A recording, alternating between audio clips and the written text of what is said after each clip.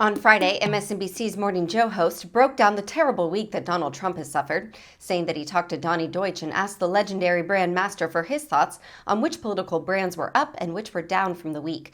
And Donny named Donald Trump as his down brand. Take a look at the MSNBC discussion. At the start of the week, his accounting firm said it was cutting ties with the Trump organization. The company also said nearly a decade of financial statements from Donald Trump's organization could not be believed or trusted. On the same day, conservative media was railing over new filings from special counsel John Durham. But most right-wing outlets wildly, and let me underline wildly, misrepresented the facts. And special counsel Durham had to distance himself from the frenzy, saying what the other outlets made of his documents was not his fault. News from January 6th committee also came out on Tuesday. The committee subpoenaed a half dozen people in connection to a plot to use alternative electors. And at least one of the people subpoenaed had already publicly said that Donald Trump knew all about the plan. On Wednesday, the National Archives sent Donald Trump a letter saying that barring any court ruling, it would hand over his White House visitor logs to the January 6th committee, despite his protests. And yesterday, a New York judge ruled Trump and his two eldest children would have to appear for a deposition with a New York attorney general. Here's the deal. People have been breathlessly talking about Donald Trump going to jail or losing lawsuits or being hammered for like 5 years. You've heard it. I've heard it, so much so that when you start hearing people talking that way, oh, this is the time Trump gets caught, I don't know about you, but I just tune out. Because I'm like, come on. I've heard this before. I'm not going to be Charlie Brown with the football. But I must say, over the past 2 to 3 weeks, maybe over the past month, there has been an accumulation of bad news, one after another, that were I Donald Trump, a guy that's gotten away with everything his entire life, I actually would start to be concerned. It seems these challenges, these legal challenges especially, are really mounting up.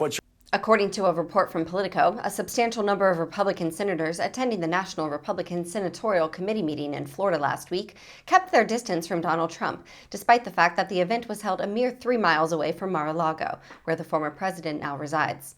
Prior to Trump's legal problems taking center stage as multiple investigations ramp up and the former president and his children were ordered to testify in both Manhattan and Washington, D.C., some senators admitted that they didn't want to get bogged down in Trump's insistence on relitigating the 2020 presidential election. As the report notes, of the more than 20 Republicans attending the retreat at the Breakers, only 3 took the time to meet with Trump. According to one senator who asked not to be named, people appreciate his input, but I think a lot of people see a lot of other opportunities elsewhere for 2024. And so while he has a role to play, I think a lot of people are tired of looking backwards, and they want to look forward, so I did not go see him. But other Republicans said that hanging out with our one-time commander-in-chief is the furthest thing from their minds. Senator Mike Rounds, who has butted heads with Trump, was willing to go on the record, telling Politico, "I went down there to meet with National Republican Senatorial Committee supporters, and honestly never even gave it a thought. Our focus is on winning this cycle, and then winning the presidency back. And to go back in and to try to rehash 2020 is not what we're doing." The report notes that Trump held an event, but turnout was poor, with one senator who did not attend confiding over 20 senators down there. They had an event at the property with the president attending, and only 3 went. I guess you can draw your own conclusions.